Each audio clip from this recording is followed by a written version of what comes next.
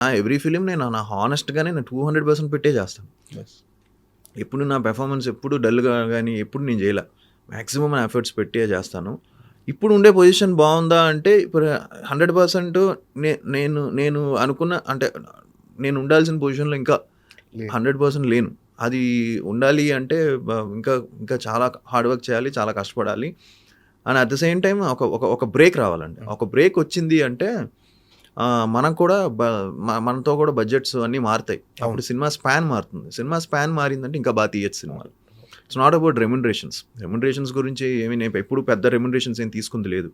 First film నుంచి నేను minimum remunerations తీసుకుంటూ వచ్చా. పెద్ద పెద్ద రెమ్యునరేషన్స్ కోట్లు నేను ఏ రోజు తీసుకోవాలా వెరీ ఫస్ట్ ఫిలిం అయిన తర్వాత కూడా నేను సెకండ్ ఫిలిం ఆల్మోస్ట్ ఫ్రీగా చేశాను. లవ్లీ ప్రేమ కావాలి ఆల్మోస్ట్ 10-15 కోట్లు గ్రాస్ చేసింది. అయినా కూడా నేను సెకండ్ ఫిలిం చాలా తక్కువ ఏమి పెద్ద అమౌంట్ తీసుకోవాలా. థర్డ్ ఫిలిం పెద్ద అమౌంట్ తీసుకోవాలా. సో అవన్నీ కూడా నార్మల్గా మినిమం అమౌంట్స్తోనే చేసిన సినిమాలే. పెద్ద పెద్ద రెమ్యునరేషన్స్ పెద్దగా ఏం తీసుకొని చేసింది లేవు. ఓకే. బట్ దాన్ని ఏమంటామంటే ఒక బ్రేక్ పడితే నా ఫీలింగ్ ఏంటంటే ఒక హిట్ పడితే సినిమా స్పాన్ కొంచెం పెద్దగా చేయాలి. కొంచెం ఇంకా బాగా చెప్పొచ్చు. అంటే కథని కథలా చెప్పొచ్చు. కొంచెం గ్రాండ్గా చెప్పొచ్చు. ఆ గ్రాండియర్ మిస్ అయ్యాను. అంటే చాలామంది ప్రొడక్షన్ వాల్యూస్ కొంచెం తక్కువ ఉన్నాయి. ఇలాంటివి మెసేజెస్ చూసా. కొంచెం ఇంకా బాగుంటే బాగున్నాం అని. సో అది బాగుండాలి అంటే మనకి ఒక మనతో పెట్టి సేఫ్ అయ్యే కాకుండా కొంచెం రిస్క్ తీసుకొని సినిమా తీసే వాళ్ళు వస్తే మనకి యాడ్ అవుతుంది, మనకి హెల్ప్ అవుతుంది. అంటే మీ డిజర్వ్స్ మోర్ అయినా కూడా అంటే చాలా సంవత్సరాల నుంచి కష్టపడుతున్నారు.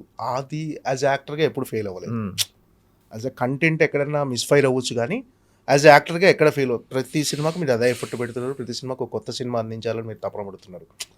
బట్ ఏంటంటే అన్ని చుట్టుపక్కల అన్ని పంచభూతాలన్నీ అన్నీ సహకరించాలి. సో ఒక టాలెంట్తో పాటు కొంచెం ఒక అదృష్టం కూడా తోడవ్వాలని. సో ఇది మీరు బిలీవ్ చేస్తారా? అన్న నా ఫీలింగ్ 70-80% సినిమా అనేది డైరెక్టర్స్ చేతిలో ఉంటుందండి. మనం ఎంత ఎక్స్ట్రాడినరీగా చేసినా ఎంత చేసినా ఫైనల్గా వచ్చేసరికి ఇట్స్ కంప్లీట్లీ మూవీ అనేది అంత ఈజీగా director is the captain.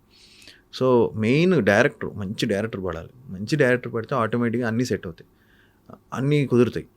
Director కొంచెం ఆఫ్కి వెళ్ళిపోయిందంటే అది ఎటో వెళ్ళిపోద్ది సినిమా. అది ఎటో వెళ్ళిపోద్ది అది. సో డైరెక్టర్ని బట్టే ఉంటుంది సినిమా.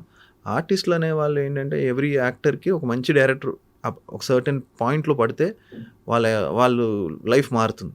నేను అబ్జర్వ్ చేస్తే మీరు చాలామంది కెరియర్స్లో చాలామంది స్టార్స్ హీరోస్ చాలా మంచి డైరెక్టర్స్లో పడిన తర్వాత వాళ్ళతో ఒక 2-3 సినిమాలు చేస్తే వాళ్ళకి అవి హిట్లు పడిన తర్వాత వాళ్ళ గ్రాఫ్ మారిపోయింది.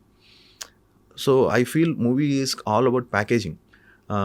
అది నేను నాకు బాగా క్లోజ్ ఫ్రెండ్ నాకు చెప్తూ ఉంటాడు ఇప్పుడు. ఒక మా సినిమా చేస్తే ఒక ప్రాపర్ మ్యూజిక్ డైరెక్టర్ పెద్దోడు, ఒక ప్రాపర్ హీరోయిన్, కమర్షియల్ హీరోయిన్ పడాలి, ప్రాపర్ సెటప్ పడాలి, ప్రాపర్ విలన్ పడాలి. అప్పుడు నువ్వు ఒక మా సినిమా చేసావంటే ఆ లుక్ వస్తుంది. So it's all about package. అంటే మీరు అనుకున్నట్టు ఒక పెద్ద సినిమా పెద్ద డ్రీమ్ కాకపోయినా మీకు మల్టీ స్టార్ ఒక పెద్ద హీరోస్ మహేష్ బాబు గారు, రామ్ చరణ్, అల్లు అర్జున్ గారు, వీళ్ళందరి హీరోల్లో ఏదైనా ఒక మల్టీ స్టార్ సినిమా ఎప్పుడు మీకు అవకాశం రాలేదంటే ఎప్పుడు ఆఫర్ రాలేదా మల్టీ స్టార్లో చేయాలని?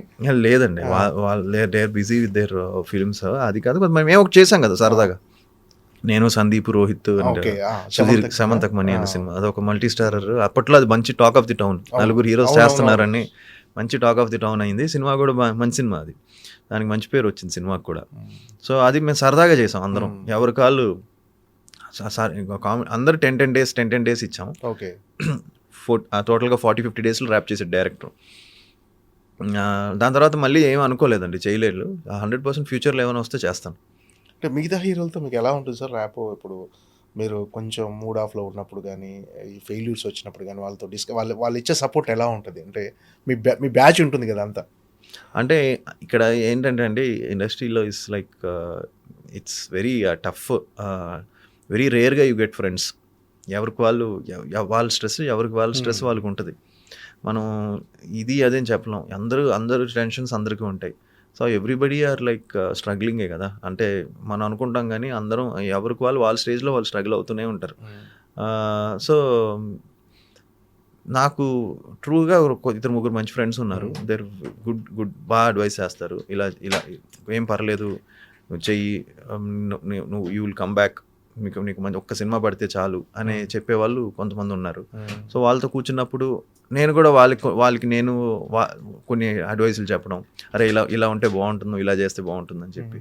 సో ఇలా డిస్కషన్స్ ఉంటాయండి. సో ఉన్నారు కొంతమంది మంచి అడ్వైసులు ఇచ్చే వాళ్ళు ఉన్నారు, కొంతమంది మనకెందుకు అన్నట్టు ఉన్న వాళ్ళు చాలామంది ఉంటారు. సో మీరు జనరల్గా పార్టీలకు కానీ వివాదాలకు ఎక్కడ కాంట్రవర్సీలు కూడా ఎక్కడ ఉండరు, అది చాలా ప్లెయిన్గా ఉంటారు. అవును.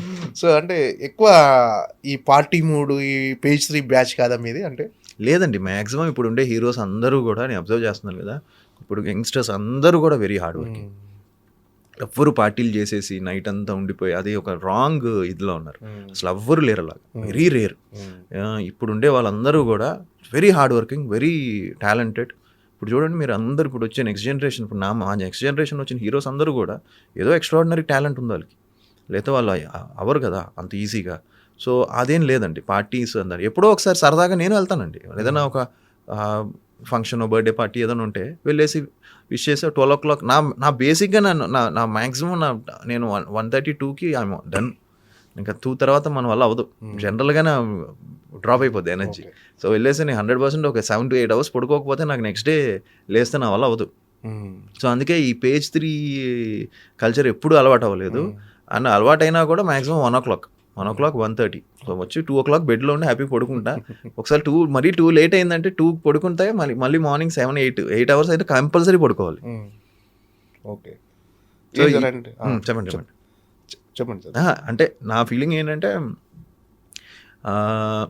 ఇండస్ట్రీ అనేసరికి ఇది ఉంటుంది అది ఉంటుందని కాదని లేదండి. అందరూ కష్టపడుతున్నారు, అందరూ everybody are putting their efforts అండి. It's not that easy. అంటే జస్ట్ ఇలా వెళ్ళేసి పార్టీస్ చేసేసుకుంటే మళ్ళీ నెక్స్ట్ డే షూటింగ్స్ ఉంటాయి, లేదంటే నెక్స్ట్ డే ఏదైనా ఉంటుంది. వెరీ రేర్గా నేను అలాంటి వాళ్ళని చూసా. Maximum 90% people are completely hard working. అంటే ఇప్పుడు ప్రభాస్ గారు, రామ్ చరణ్ గారు, ఎన్టీఆర్, అల్లు అర్జున్ గారు, వీళ్ళంతా పాన్ ఇండియా లెవెల్కి ఎదిగారు సార్. మన తెలుగు సినిమా అనేది మార్కెట్ పెరిగింది. సో మన సినిమా రిలీజ్ అవుతుందంటేనే వరల్డ్ వైడ్గా ఒక మంచి అటెన్షన్ డ్రా అవుతుంది. సో ఈ మార్పు, ఈ గ్రోత్ మీకు ఎలా అనిపిస్తుంది? ఐ థింక్ దీనికి మెయిన్ రీజన్ బాహుబలి అండి, రాజమౌళి గారు. యా. సో బాహుబలి నేను థియేటర్లో చూశాను. అండ్ నాకు ఫస్ట్ టైం చూసినప్పుడే నాకేం అర్థం అవ్వలేదు సినిమా. అంటే అర్థం అవ్వలేదంటే ఏంటి ఇది అసలు this is something beyond, extraordinary visuals కానీ ఏంటిది అని. అండ్ ఫస్ట్ డే సినిమా అయిపోయింది మా థియేటర్లో. ఫస్ట్ డే బయటకు ఎవరో అయిపోయింది, నేను వచ్చాను థియేటర్కి. అప్పుడు ఎక్కడో మాస్ థియేటర్లో చూశానండి, 2 o'clock ప్రీమియర్ షోలా చూసా.